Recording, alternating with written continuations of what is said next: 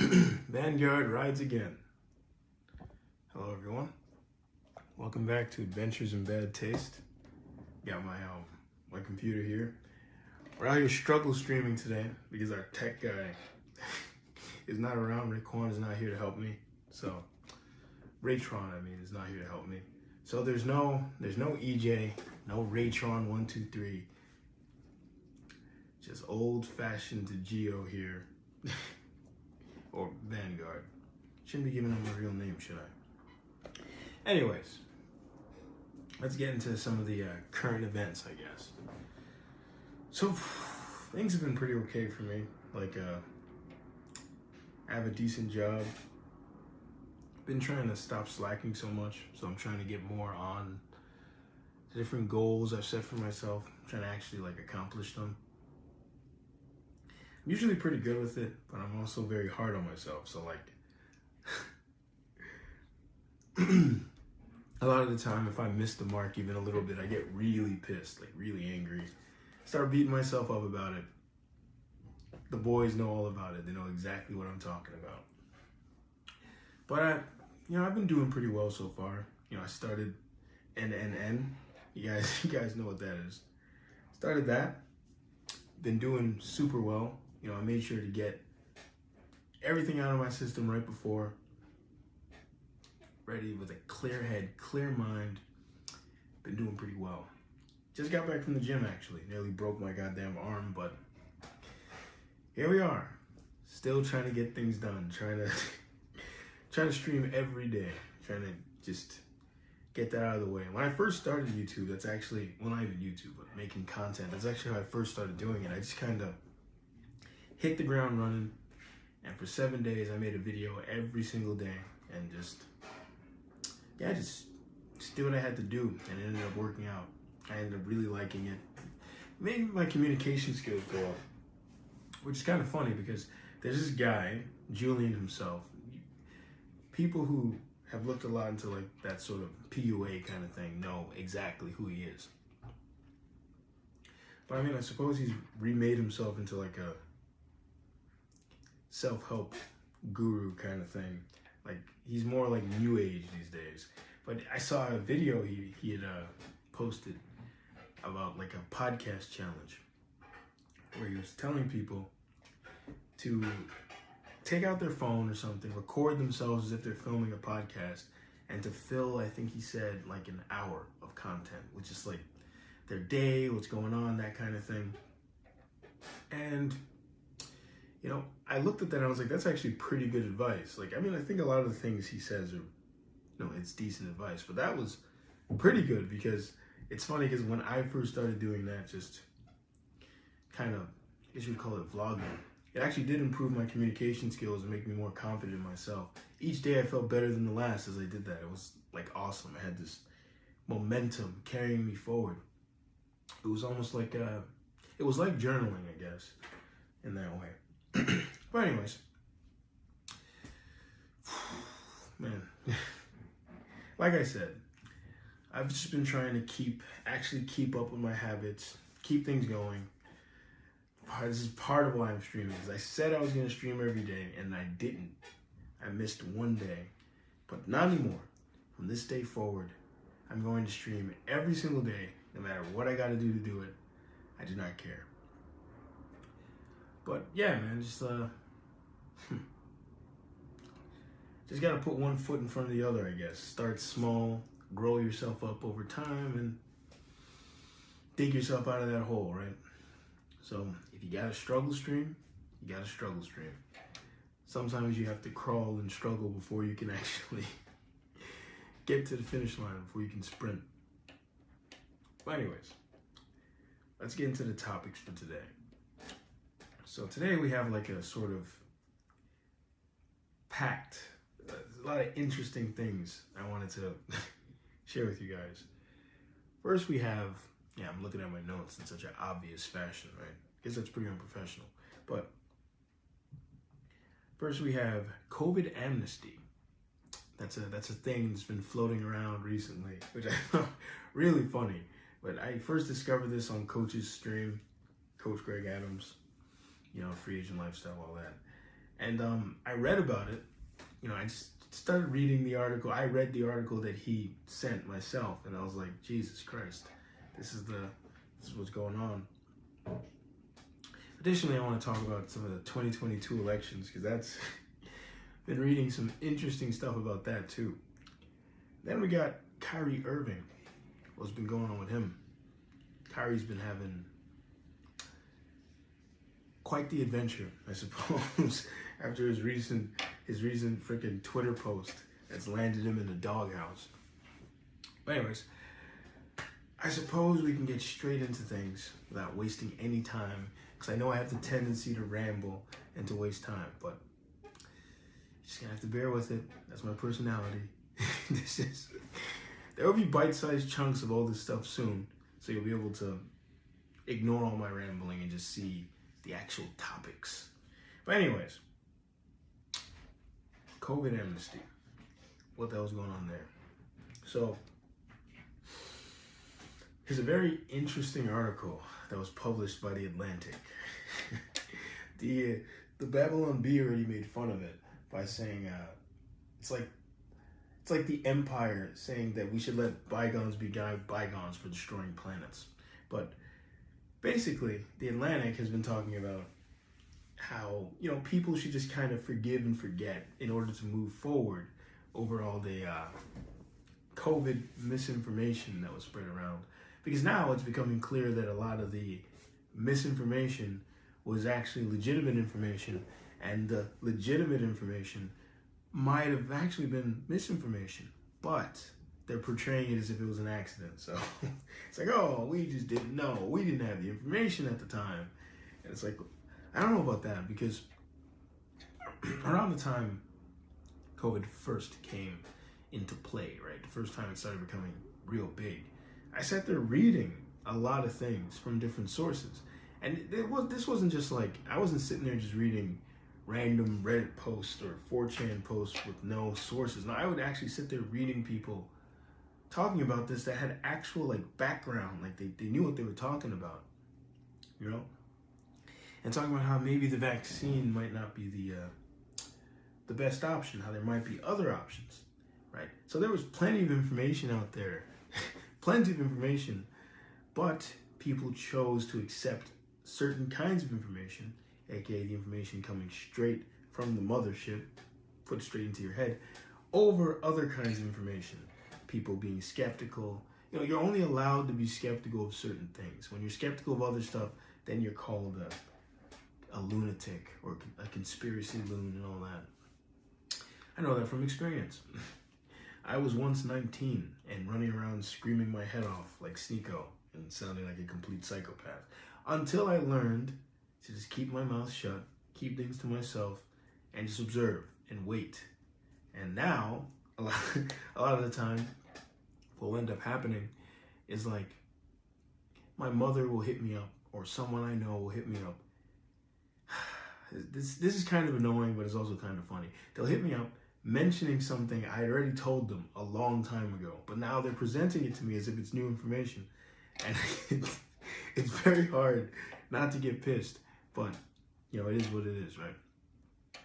So yeah, they want amnesty, they want forgiveness, no arguing, I know I made your life pretty miserable for a long time, and I made it very hard to exist because you weren't doing the things that I decided were correct.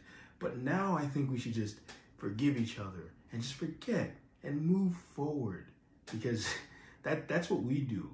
That's exactly what they do, right? The other side. They definitely forgive and forget. Let's not forget that they're still making freaking content about Trump to this day. It's fucking insane. They still talk about the guy who's been out the White House for how long?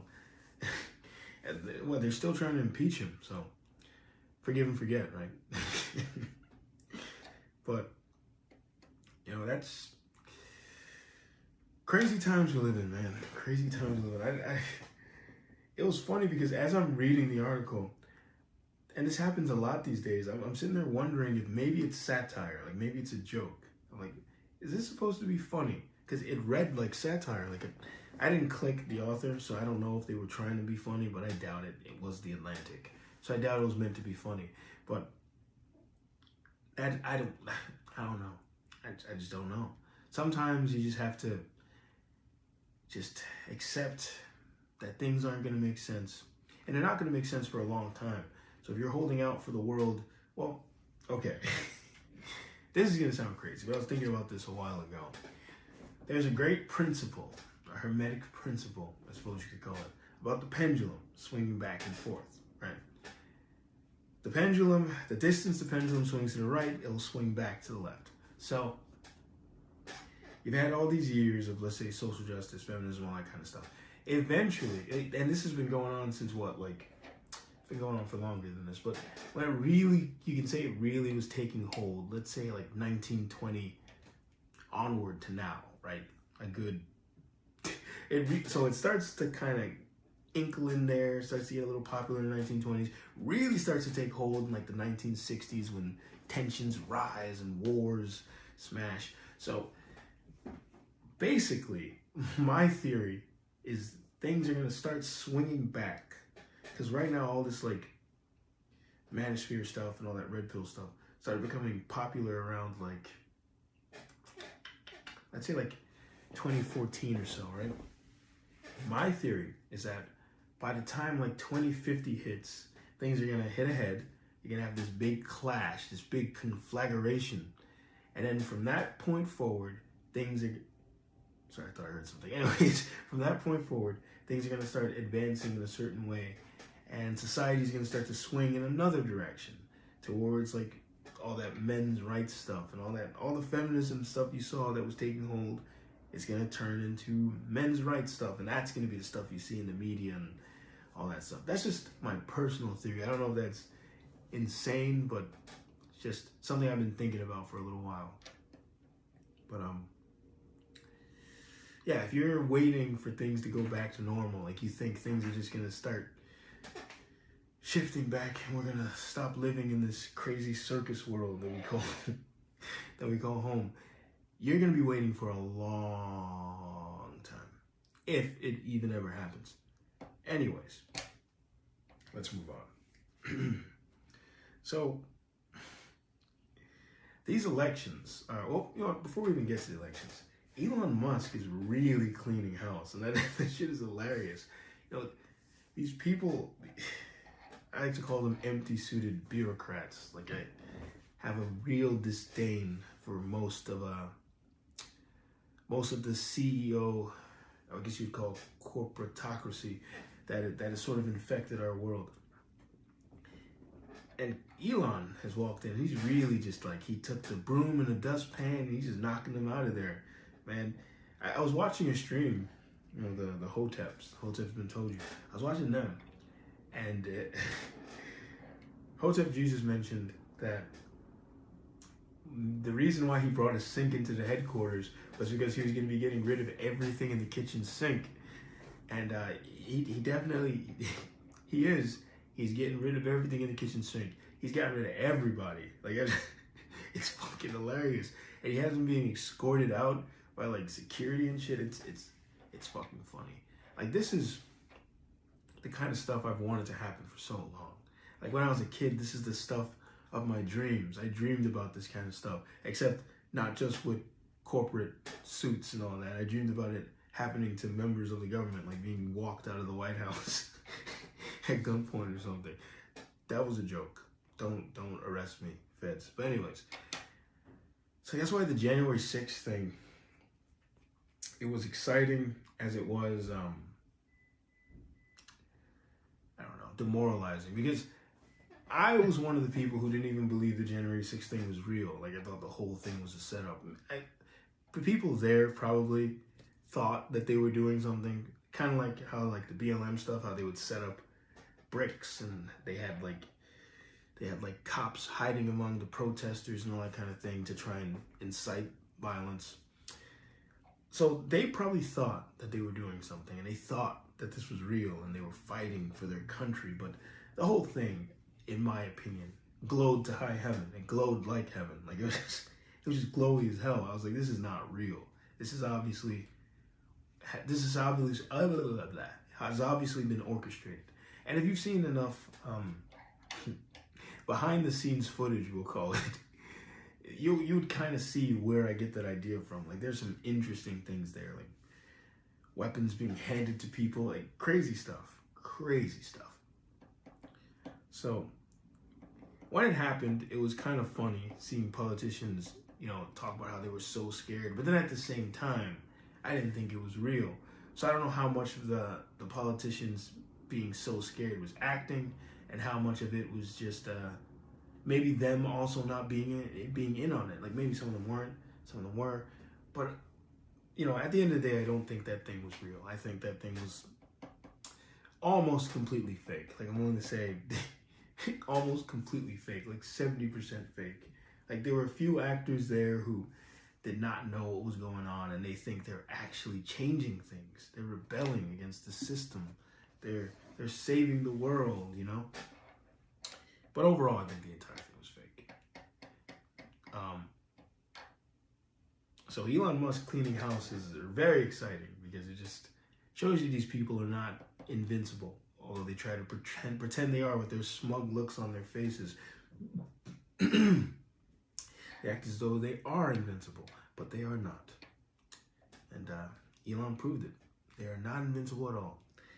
And if you can get in the right place, if you can do the right things, you can show them they're not invincible. Like, take Eric July, for example, or even Razor Fist, or all those guys.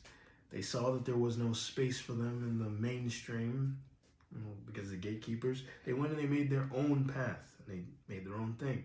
And there you go. That's all you got to do. There's no path for you. If there's a barrier at the gate, you make your own path. You make your own thing, and you work your hardest to see if you can get in a position where you can start to make things better. That's what I hope to do anyway. We'll see if it works out. But I guess we can move on to these elections. These elections are very interesting, because we're in this sort of situation where it seems things can tip in either direction. So we can either have a blue wedding or a red wedding, like a red landslide or blue landslide. They're still not sure. And it just makes me wonder, what would be the implications, right, of a blue landslide? Do we get more inflation? Do we get, just more sort of wokeness and all that kind of stuff? Like, what happens if we get a red landslide? Do things change? Because even when you take Trump, for example, he becomes president, he replaces key members with reds, and it didn't really seem to change anything. He was still being covered by a mostly sort of liberal media and that kind of thing. So in that respect, how he was being portrayed and the cultural sphere was still in the control of his opponents. So I don't know. I'm really curious to see how things play out. Maybe I'm gonna have to stream election night or something, because I don't know.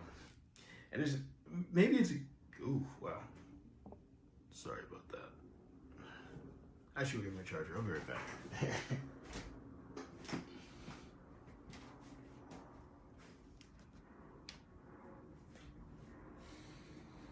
Just give me 1 second.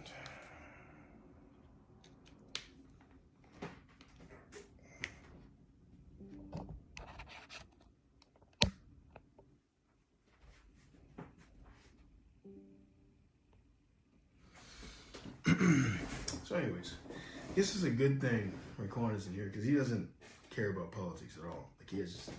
Raekwon has no interest in politics whatsoever. Neither does EJ. I try to talk to them about it, but they're not as interested in it as I am. But I'm not even as interested into politics as, I am interested in what actually concerns me. I'm not interested in all the popular hot button issues that people bring up to, I guess, show they're informed, or to show they're giving it to the wokies and all that stuff. I'm not into that. I actually look at what actually matters. I'm like, okay, what does this mean? What does that mean? I actually sit there considering. I'm trying to figure things out. very easy to get caught up in that sort of what hot button issue is popular, and to just all your, because like I talk to people like this all. What the hell? Well, I talk to people like this all the time, where all their hot button issues are just like, well, all their opinions are just hot button issues. They're just hot takes. And that's all they care about. But I try to have actual, like, developed opinions, like actual developed ideas that aren't just like my take on abortion or something. Which I won't get into, I suppose, right? It's just like, I feel like there's so many layers to that issue to break down, to actually talk about. But people don't want to talk about things with layers. They just want to scream at each other. They want to scream their hot takes at each other. And it's like people, it's crazy, right? Because people try to act like, on one hand, right, it seems like Twitter is not really endemic of the outside world of real people. But at the same time, people in real life communicate and talk as if they're writing Twitter posts. Like they do this in real life. I knew people like this, and it was crazy to me. They would say something, like I remember the Roe v. Wade thing happens, and someone says to me, "Oh, are you ready for slavery to come back?" And I was like, "What the hell are you talking about?" They're like, "Oh, because the Roe v. Wade thing." And I was like, "What does that have to do with like it didn't even, the connect was not there. It didn't even make sense to me that they're like, oh, they're gonna repeal everybody's rights. And I was like, what? It just I wasn't following. I was like, what the hell are you talking about? But people normalize critical thinking. That's all I gotta say. Or in the words of the great preach, mental health. People want to read crazy books that fill their heads with crazy ideas and make them think the sky is falling. So they think their crazy hot takes will help them, make them seem nice and smart. And being smart will protect them. Being informed will protect you from the Republicans, I guess. Anyways, let's go ahead and talk about Kyrie Irving. Man, oh man, has he not been having a good time. Kyrie Irving. He made the cardinal rule. Well, I won't say cardinal rule. He committed the cardinal sin of offending a certain group of people. And then he committed the other cardinal sin of apologizing publicly. That is the dumbest thing you can probably do. Like, I just there's so much out there talking about how, or if you are going to publicly apologize, there's a certain way you have to do it. But public apologies they're not it. They're not what you do. You don't publicly apologize. It's never accepted. All that happens every time you publicly apologize is, the sharks smell blood in the water and then they go for you. So I don't know why he decided to. Okay, you know what? I do know why he decided to publicly apologize. He was told to. His agent was like, dude, please. But I don't know why agents are still telling people to do this. That archaic knowledge that the whole I am deeply apologetic for my actions. It's archaic. It doesn't work anymore. It probably never did, to be honest. So I don't know why agents are still telling their people to publicly apologize for things that they've said or done. And to be honest, I don't think the man should have to apologize, to be honest. He shared a movie. He thought it was cool, so he shared it. It's his social media. He should be free to share whatever he wants, but he's not a person anymore, is he? All these public figures are sort of edified and transformed into sort of avatars of themselves. They can no longer represent themselves truthfully. They now have to represent certain ideals and movements. That's what they exist for. They're here to.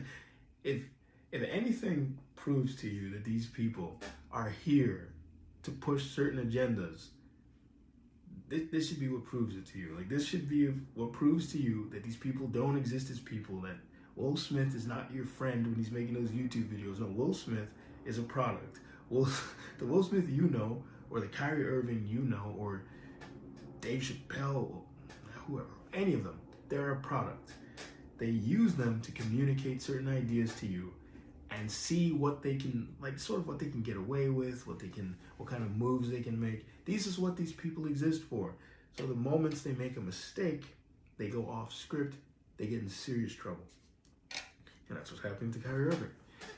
He gets suspended, he tries to apologize, they're like, we don't accept your apology, actions speak louder than words. And your refusal to your refusal to back down from your statements before have made the movie like trending or something. And I was like, no, that was you guys. You guys were the one who blew the whole thing out of proportion. I didn't even know Kyrie Irving made the tweet until it got into the news, because I don't even use Twitter really. Sorry about that. And lots of people probably wouldn't have known if you guys hadn't blown it up out of proportion. So if anything, you guys are to blame for this thing becoming trending and becoming so popular. But, whatever. Let's blame Kyrie Irving, because, yeah, he's being used right now, to be honest.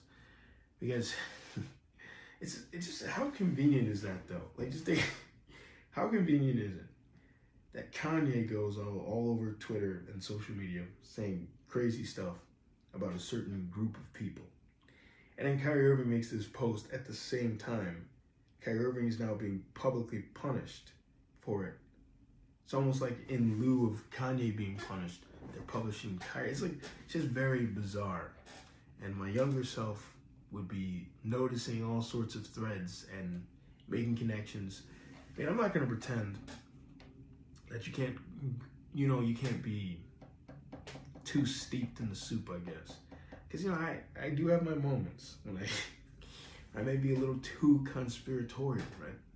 But I mean, it's just, it is really, like, I can't be the only one who thinks it's a little weird, like a little coincidental, like, Jesus, I'm getting a lot of messages right now. but anyways, yeah, I mean, I don't think Kyrie should have to be punished. I don't think he should have to apologize. But this is the world we live in. And I guess when you become a public figure, you kind of give up being an actual person. Unless, like in the last episode when I mentioned, if you come out the gates swinging, being controversial to begin with, then no one can really say anything, right? Because you already were a controversial person. But I guess it remains to be seen when it comes to the whole Kyrie Irving situation. Guess we'll have to see, right? But like I said, it is a little coincidental, that whole thing. Jeez.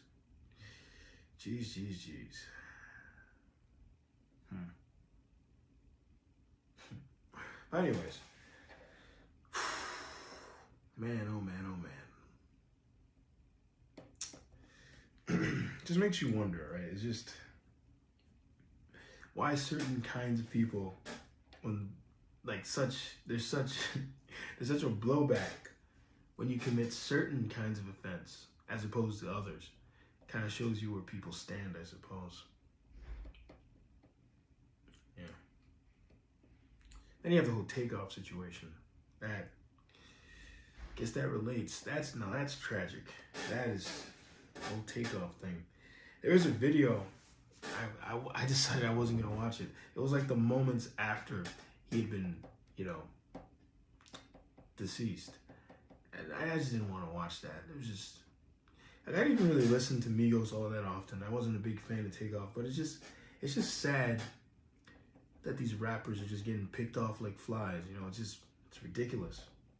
It's like, but then on one hand, you gotta wonder what the man was doing playing dice at that time. I'm not trying to blame him for his situation. I'm not trying to victim blame here, but it just really shows you how you do have to change your environment. How not changing your environment can be the difference between success and failure. But yeah, man. I really don't know. What's gonna happen with that. Like, just so many rappers have like even in my area, like my old area where I used to live, when I go back there, it's it's kind of sad. Like, it's better than it was before, but I kind of see the elements of what could have dragged me in if I hadn't, left. Although I wasn't that kind of person anyway. I was always very individualistic, very hard-headed. Like, individualistic, I guess, is a way to say you're hard-headed. I was a very hard-headed kid. I did what I wanted to do, and that was the end of it. It's like, I'm gonna do what I gotta do, or what I want to do, and there's nothing you can do to stop me. But it's just, when I go back to my old area, I can see the multiple things that if I went down a certain path, that could have ruined my life. Like, there's a guy I used to know when I was a kid, and he was, he was a thug. He was what you'd call a street ninja, right? Street ninja. And he ended up getting shot, and they did a number on him. It's like, the guy can't even walk straight anymore. And it's just really depressing and sad. Like, I wasn't very fond of the guy, but it's just sad to see him walking around, not even being able to use his legs. He can barely talk now. It's like, life ruined. Because he was like consumed by his environment. And it's funny because like I was a very individualistic guy, and I read a lot of books. I was very into books and that kind of stuff, which is probably part of why I escaped. And my mom, many problems as I had with her, she kind of helped get me out of that, and like keep me safe in that environment. I had a very insular home environment that kind of protected me from the outside savagery, right? But I knew this guy, another guy, who was friends with the guy who ended up getting shot, right? And this guy was also very intelligent. We'd have these very complex conversations, showing he was a smart guy. He was older than me, but somehow, I guess, the allure of the hood got to him, and now all he did was sit there smoking weed in this guy's house all day. And it's like, he would talk in this bohemian fashion, and knew a lot of things. Me and him would talk very often. But all he did was smoke weed, and I think he sold drugs and stuff, and the environment eventually got to him. That kind of showed me, it's like, if you stay in an environment for long enough, I guess it will overcome you. Because there's even studies and stuff. You take a group, right? You take a group of, let's say, you take a group of well-performing students or something, and then you put an underperforming student with them, thinking that the underperforming student is going to start to do better, and then lo and behold, he doesn't. Instead, the other group starts slacking off. The group he's in starts slacking off, along with the kid you put in there, thinking that you were going to save him. So it just really just shows. It looks like the allure of the environment around you eventually gets to you, because it kind of makes you think life can be easier. Because even I have had those moments. Like, me and my friend, not me and my friend, you guys know this friend, Raytron. Me and Raytron would joke about this a lot. I found it so funny. We would be sitting there working our asses off, working hard, man, working hard. And it's like the universe was conspiring against us. And that shit just pissed us off. We're just like, why is it? But then I would look at other people I knew who weren't doing jack shit, and their lives were easy as fuck, man. They're driving these nice cars. They seem to have money. They got all the women. Like, I'm just like, what's going on? Why is it when I'm trying to do the right thing and trying to live my life the right way, does it seem like I'm not being rewarded for it? But then, if you're smart enough, and if you can observe closely enough, you start to realize a lot of those rewards they have are short-lived, or the rewards you will get if you continue and be consistent and do what you have to do would eclipse anything that they'd have, Or the other thing is, a lot of times people in these environments will do anything they can to appear as if they have things when they actually don't. So that's another thing. And it was if I wasn't the kind of guy I was, I probably would have felt sway fall into the fall into the symphony of destruction, right? And then end up, becoming a drug dealer or something. I mean, I'm not gonna front. I've thought about it before. When you're looking at these guys making all this money, and you're sitting there working your normal 9 to 5, and nothing's going on, you're just like, I must be doing something wrong. It's like, no, you're not doing something wrong.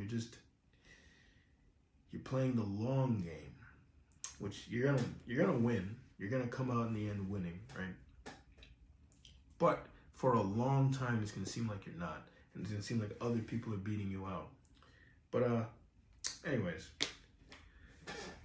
since it's just me by myself, I was thinking this could just be a shorter episode, just a little test to see if I can actually pull off streaming by myself and see if I actually have things down packed. But anyways, I bid you adieu. My friend Arnie back here also bids you adieu. I give you a nice little flex. I don't know if you guys can see it. There you go. And Vanguard out. Catch you same bad place, same bad time tomorrow. And like I said, I'm going to be doing this every day. Like and subscribe. Follow everything. All the links are all joined together. And tell Raytron he sucks. Next time you guys are in here, comment that. Anyways, Vanguard out.